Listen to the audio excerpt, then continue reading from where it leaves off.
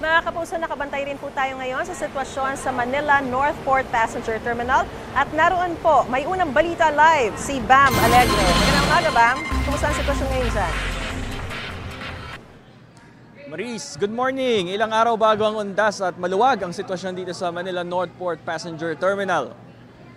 Dalawa ang barko na nakaschedule na dumating ngayong araw. Isang barko na galing pa ng Cebu at Tagbilaran, Bohol na inaasahan darating ng alas 5 ng hapon.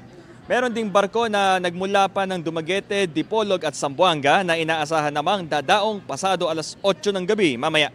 Babiyahe rin paalis na Maynila ang mga barkong ito matapos magbaba ng mga pasahero pero wala pang abiso ng oras ng kanilang mga pag-alis. Ang pasaherong si Gretchen Mabugnon bibiyahe papuntang Lapu-Lapu, Cebu kasama ang kanyang pamilya. Kahit gabi pa ang posibleng biyahe, maaga na sila nagpunta. Na-delay naman ang biyaheng Bacolod ni Hernani Serrano. Ayon sa shipping line, nag-update naman daw sila ng delay via text pero ayon kay Hernani, late na niya ito natanggap at narito na siya sa terminal noon. Sa halip na gumastos pa uwi, dito na lang sila maghihintay sa terminal. Pakinggan natin ang pahayag ng mga nakausap nating pasahero. Baka matraffic kasi, kaya inagahan na lang namin. Dalawang araw na kami dito eh. Kasi kahapon pa may dito eh.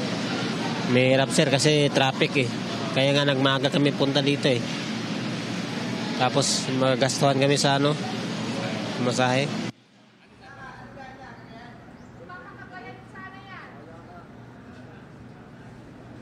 Kanina Maris, aapat yung pasahero dito sa may waiting area dito pero dumarami na rin habang papasimula na yung umaga. At yung may mga biyahe na confirm ngayong araw ay maaari na rin pumasok mamaya sa departure area.